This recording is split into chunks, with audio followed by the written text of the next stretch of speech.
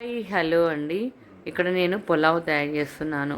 పులావ్ అంటే తెలంగాణ స్టైల్లో మన బగారన్నం పులావ్ కాదండి.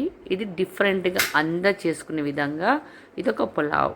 సింపుల్ రెసిపీతో వెజ్ పులావ్ అసలే కాదు. ఇది మన ఇంట్లో ఉండే కూరగాయలతో ఈజీగా తయారు చేసుకోవచ్చు అన్నమాట. నోటికి చాలా కమ్మగా ఉంటుంది. చాలా బెస్ట్ ఫుడ్ కూడా అనిపిస్తుంది మనకు. ఫస్ట్ గిన్నె తీసుకున్నాం, దాంట్లో ఆయిల్ వేసినాం. తర్వాత 2 ఉల్లిగడ్డలు పెద్ద పెద్దవి కట్ చేసి వేసేసానండి. తర్వాత పసుపు వేసాను, అల్లం వెల్లుల్లి పేస్ట్ వేసి బాగా కలిపాను. టమాటాలు కూడా వేసి బాగా కలుపుకున్నాను.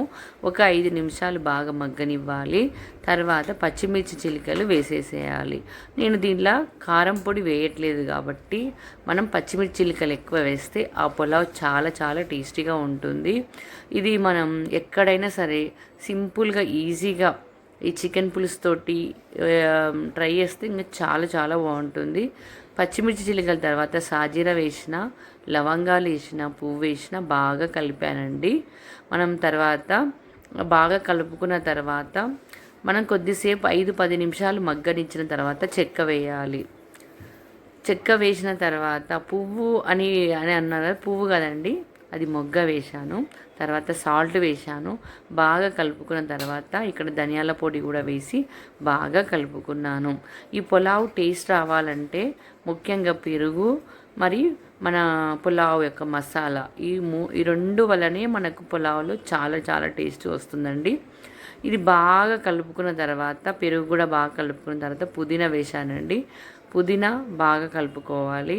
ఈ ఫ్లేవర్ కూడా మన పులావ్కి బాగా పట్టుకుంటుందండి. మీరు కూడా ట్రై చేయండి.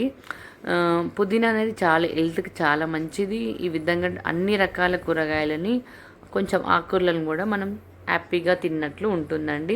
మళ్ళీ నేను పచ్చిమిర్చి చిల్లికలను పొడుగు కట్ చేయకుండా అడ్డంగా కట్ చేసి వేశానండి. అవి కూడా ఉడుకుతున్నప్పుడు మనం బిర్యానీ తినేటప్పుడు అవి మనకు అన్నంలో కలిసినప్పుడు చాలా చాలా టేస్టీగా ఉంటుందని నేను మళ్ళీ కొన్ని యాడ్ చేశాను. తర్వాత వాటర్ వేసాను, తగినంత ఉప్పు వేసి కలుపుకున్నాను. తర్వాత బియ్యం కూడా వేసేసాను. బియ్యం కూడా బాగా కలుపుతున్నప్పుడే కొత్తిమీర వేసేసాను. కొత్తిమీర కలిపిన తర్వాత మనం ఇక్కడ అన్నం రెడీ అయిపోయిందండి. చాలా చాలా టేస్టీగా ఉంది. మీరు కూడా ట్రై చేయండి. నాకైతే చాలా బాగా నచ్చింది.